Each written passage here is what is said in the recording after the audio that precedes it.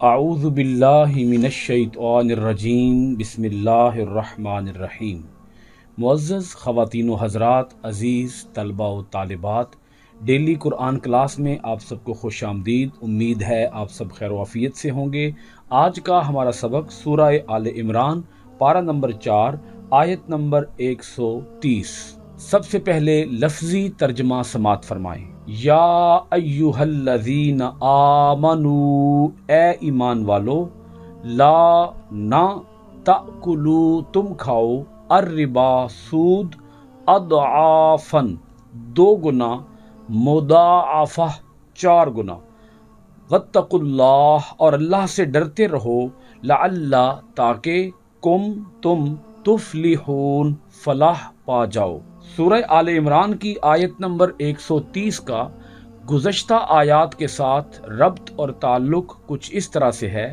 اللہ رب العالمین نے گزشتہ آیات کے اندر بڑی ہی تفصیل کے ساتھ ذکر فرمایا ہے غزوہ احد کا اور غزوہ احد کے بعد کی صورتحال کا۔ اس آیت مبارکہ کے اندر اللہ رب العالمین فرماتا ہے سورہ آل عمران آیت نمبر 130 کے اندر کہ اے اہل ایمان، تمہیں غزوہ احد کے اندر ناکامیوں کا سامنا کیوں کرنا پڑا؟ اللہ تعالیٰ نے اہل ایمان صحابہ اکرام کی تربیت فرمائی، بیماری بھی بتائی اور بیماری کا علاج بھی بتایا۔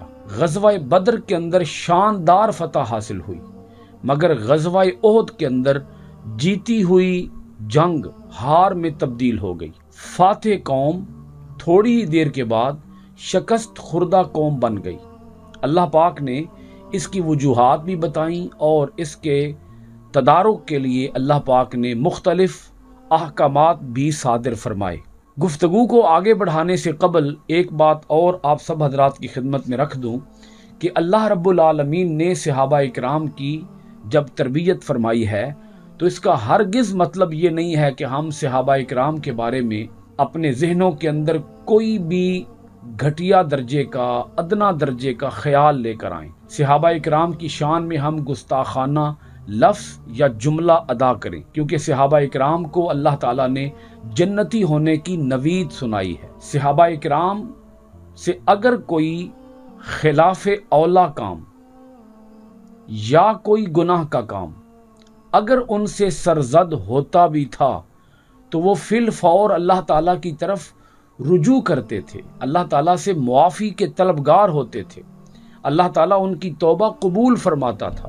آپ سب حضرات بڑی تفصیل کے ساتھ غزوہ احد کا ذکر سن آئے ہیں۔ غزوہ احد کے اندر دو بڑی بڑی خرابیوں نے جنم لیا۔ ان دو بڑی خرابیوں کو کافی حد تک آپ پہلے سے سمجھ چکے ہیں، میں اس کی طرف اشارہ کروں گا۔ ایک تو وہ ٹیلا، وہ پہاڑی جس پہاڑی پر نبی اکرم صلی اللہ علیہ وآلہ وسلم نے حضرت عبداللہ بن جبیر رضی اللہ تعالی عنہ کی قیادت میں 50 تیر اندازوں کا دستہ مقرر فرمایا تھا، اور اللہ کے رسول نے ہدایت فرمائی تھی کہ فتح ہو یا شکست ہو، تم نے یہ مورچہ نہیں چھوڑنا جب تک کہ میں تمہیں مورچہ چھوڑنے کی اجازت نہ دے دوں۔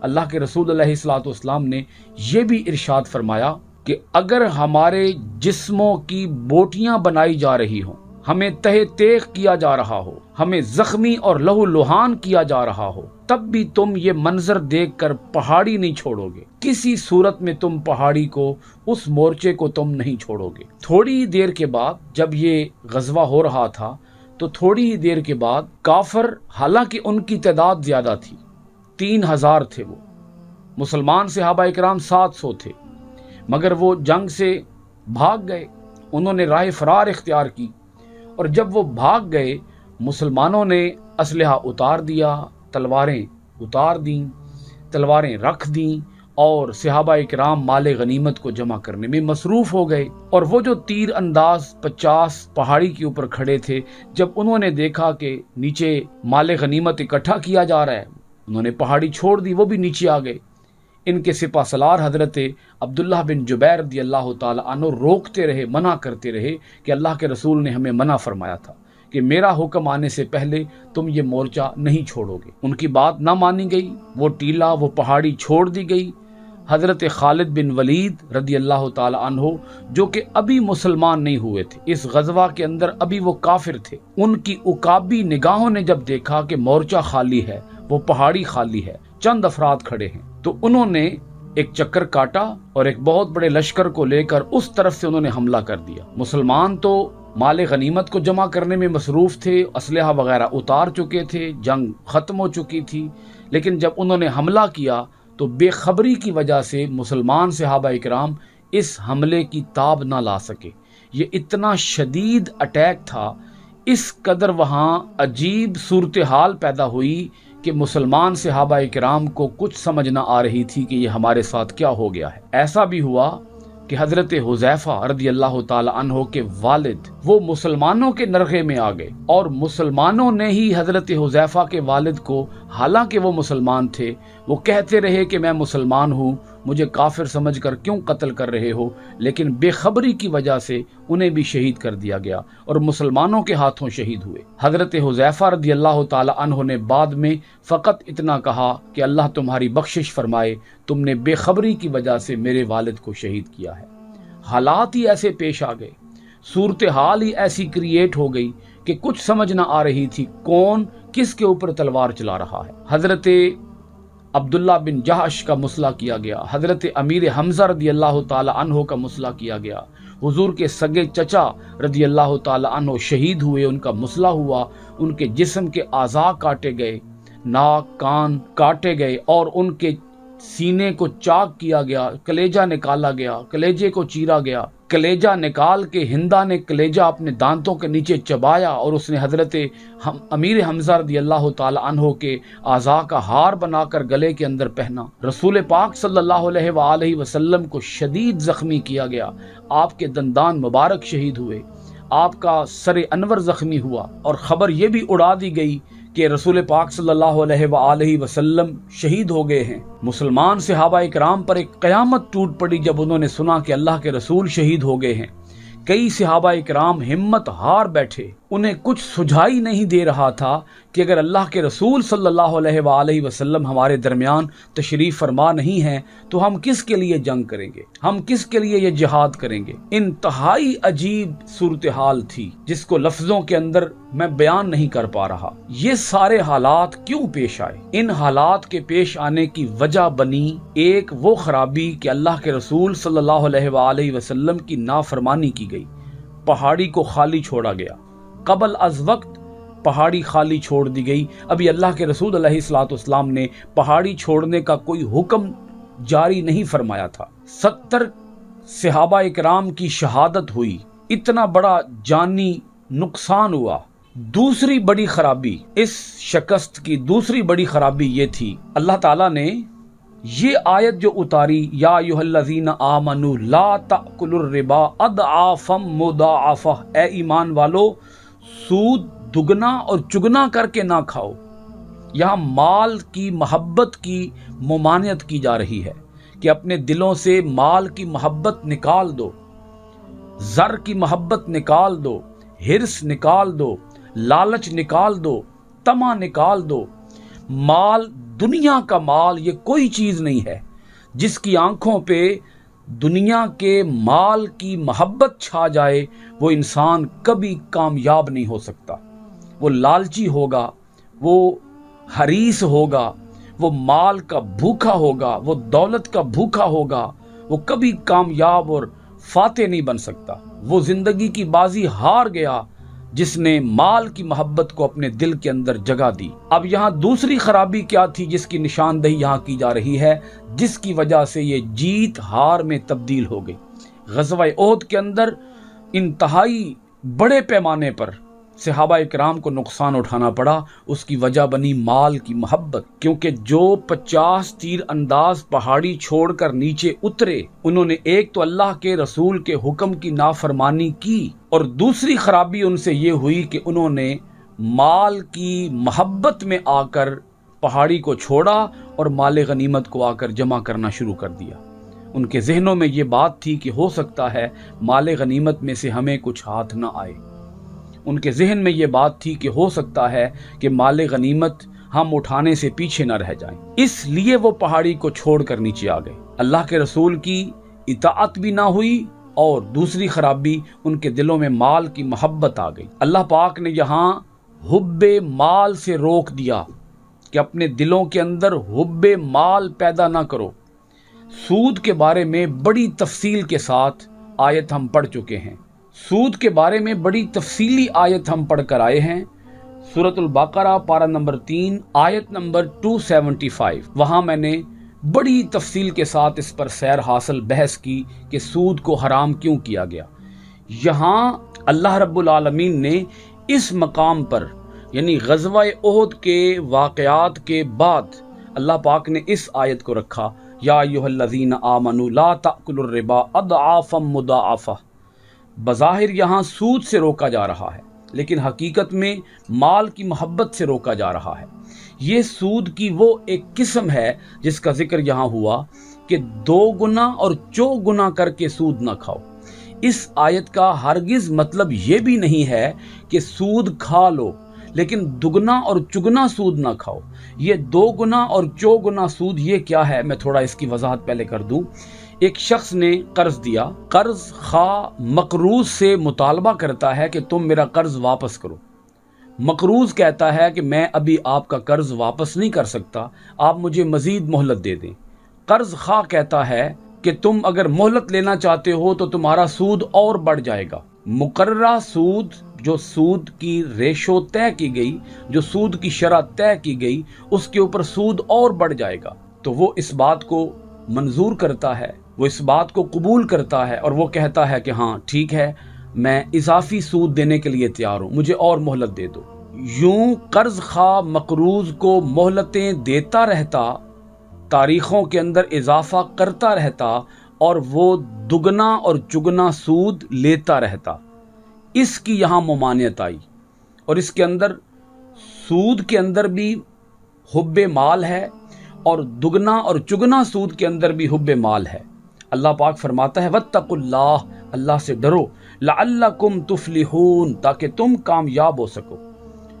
وہ امت، وہ جماعت جو دنیا کے اندر ہے ہی اس لیے کہ وہ لوگوں کے اندر نیکی کو فروغ دے، برائی سے روکے، امر بالمعروف اور نہی عن المنکر کا فریضہ سر انجام دے، جو دنیا کے اندر اسلام کو پھیلائے، وہ جماعت اگر سود لینے اور دینے پر تل جائے گی تو یوں قوم کے اندر کیا برائیاں پیدا ہوں گی، کیا خرابیاں جنم لیں گی۔ ایک طبقہ جو کہ قرض دینے والا ہوگا، اس طبقہ میں تن آسانی پیدا ہو جائے گی، اس طبقہ میں حرام خوری پیدا ہو جائے گی، اس طبقہ میں حرص اور بخل کے جذبات پرورش پائیں گے، اور وہ طبقہ جو قرض لینے والا ہے، جو مقروض ہے، اس طبقے کے اندر امیروں کے لیے اور مالداروں کے لیے حسد پیدا ہوگا، اناد پیدا ہوگا، منافرت کی تخم ریزی ہوگی۔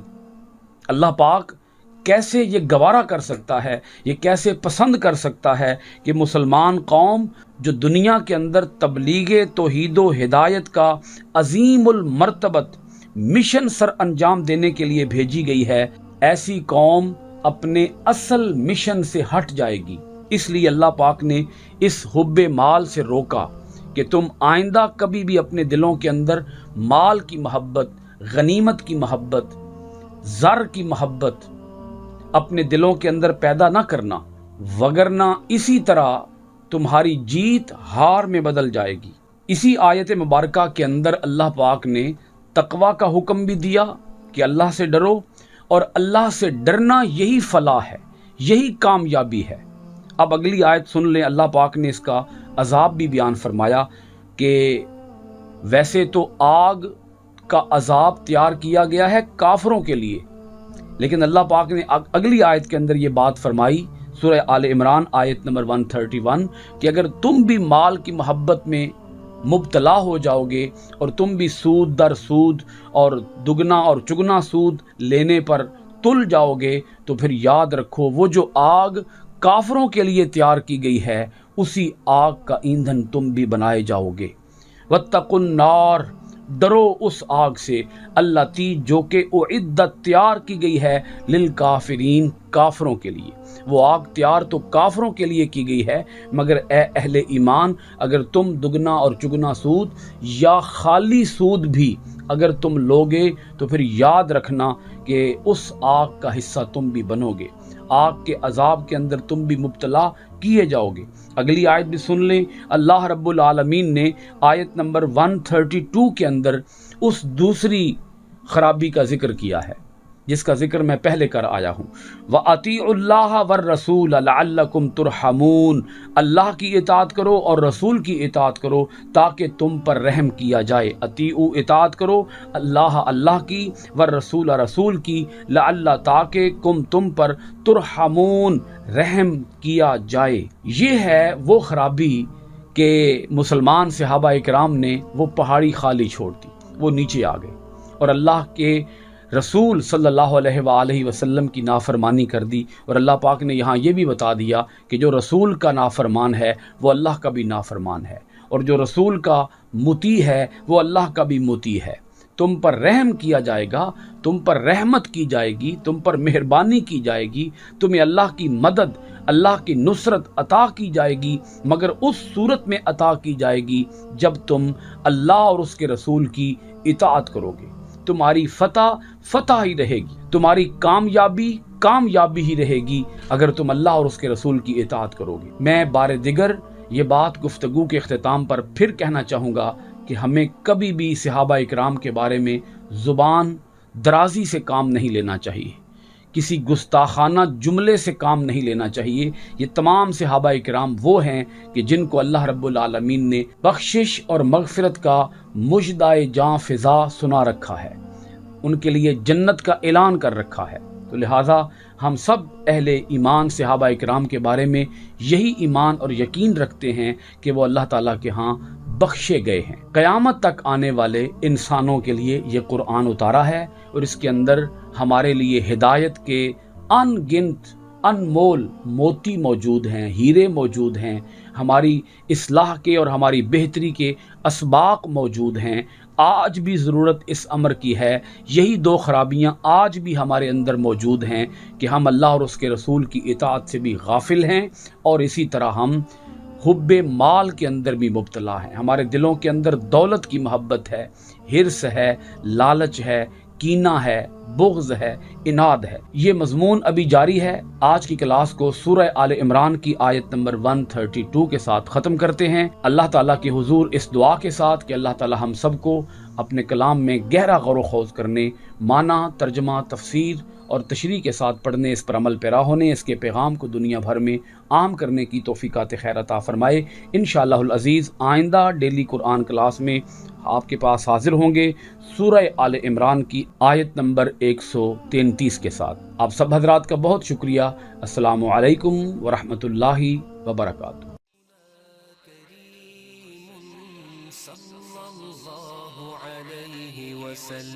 سيدنا كريم صلى الله عليه وسلم. سيدنا كريم صلى الله عليه وسلم. سيدنا كريم صلى الله